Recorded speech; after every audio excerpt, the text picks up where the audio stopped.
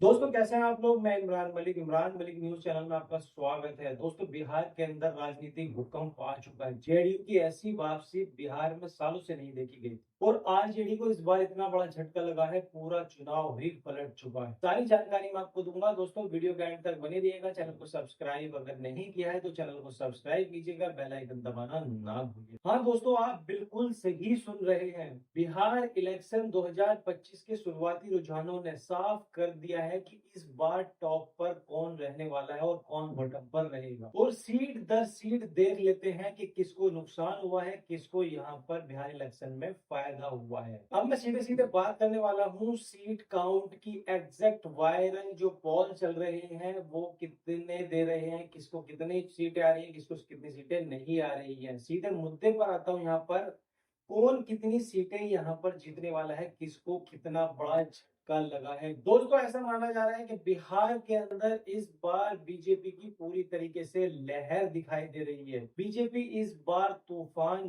बनकर उभरी है। बिहार इलेक्शन के अंदर रिपोर्ट्स के मुताबिक बीजेपी 80 से 90 सीटों के बीच में पकड़ बनाई हुई है। हाँ जी, 2020 में 74 सीटें और इस बार सीधे 80 प्लस सीट की तरफ फायदा होता हुआ बीजेपी को यहाँ पर नजर आ रहा है। और मैसेज बिल्कुल भारतीय जनता पार्टी ने क्लियर दे दिया है बिहार की जनता को और आरजेडी को। अब बात कर लेते हैं जेडीयू की। जेडीयू का भी दोस्तों बहुत बड़ा कमबैक हुआ है यहाँ पर। लेकिन सबसे बड़ा धमाका क्या है, जेडीयू ने नीतीश कुमार की पार्टी ने इस बार अपने पुराने नंबरों को चकनाचूर कर दिया है। दोस्तों 2020 में सीटें थी 43 और इस बार लीड्स पर पहुंच रही है 75 से 80 के आसपास। भाई साहब इसे कहते हैं टाइगर अभी जिंदा है वाला कमबैक, जैसा बिहार के अंदर पोस्टरों में भी दिखाई दे रहा है। नंबर 3 पर बात कर लेते हैं आरजेडी का सबसे बड़ा झटका। आरजेडी का सबसे बड़ा झटका यह है जिसने 2020 में 75 सीटों के साथ सबसे बड़ी पार्टी बनकर उभरी थी। इस बार वो सीधे सीधे गिरकर सिर्फ महज 30 से 35 सीटों पर पहुंच गई है। यानी कि सीटों में आरजेडी के बहुत भारी गिरावट आ गई है।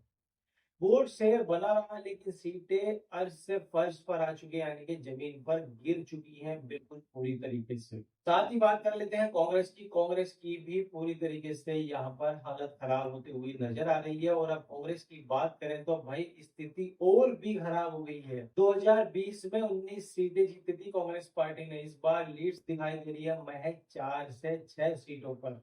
मतलब जनता ने यहाँ साफ नो कॉन्फिडेंस दिखा दिया है कांग्रेस पार्टी को लेकर के आपकी कोई जगह नहीं है बिहार के अंदर। अब बात कर लेते हैं कि आखिर क्या कारण रहे कि आज के इतनी सीटें कम आई हैं महागठबंधन को। सवाल ये नहीं है कि कौन आगे है, सवाल ये नहीं है कि बदलाव कैसे हुआ है, सोशल मीडिया ट्रेंड्स पर कैसे हुआ है, महिला ने ज्यादा वोट दी है या फिर युवाओं ने ज्यादा वोट दी है। नीतीश कुमार की इमेज को आखिर क्या हुआ है, कैसे बीजेपी ने नीतीश कुमार ने अपनी सीटों को सुधारा है, इमेज को सुधारा है। लेकिन सच बात यह है कि इस बार नीतीश कुमार प्लस बीजेपी की जोड़ी ने विपक्ष की रणनीति को पूरी तरीके से तहस नहस कर दिया है। यानी कि महागठबंधन की जो पूरी पार्टियां थी सबको रौंद दिया है, चकनाचूर कर दिया है। कुल मिलाकर यहाँ पर जो बात निकल कर आ रही है वो है बीजेपी 80 प्लस सीट जीतती हुई दिखाई दे रही है। जेडीयू 75 से 80 सीट दिखाई दे रही है जीतती हुई।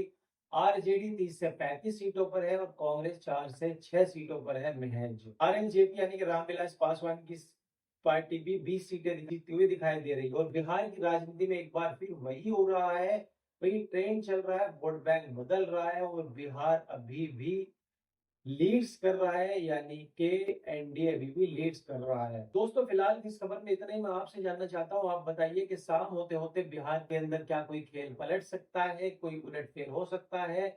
जैसे अभी एनडीए आगे चल रहा है तो क्या महागठबंधन आगे चल सकता है। तो बिहार में आखिरकार किसकी सरकार बनेगी, बिहार में नीतीश कुमार ही मुख्यमंत्री बने रहेंगे या फिर जेडीयू की तरफ से कोई मुख्यमंत्री बनाया जाएगा, तेजस्वी यादव मुख्यमंत्री बनेंगे या फिर भारतीय जनता पार्टी अपना मुख्यमंत्री बनाएगी। तो दोस्तों फिलहाल इस खबर में इतना ही। आपकी इस पर क्या राय आप हमें कमेंट करके बताइए। वीडियो कैसी लगी, वीडियो को लाइक कीजिए, चैनल को सब्सक्राइब कीजिए। तब तक मिलता हूँ अदर वीडियो में। जय हिंद।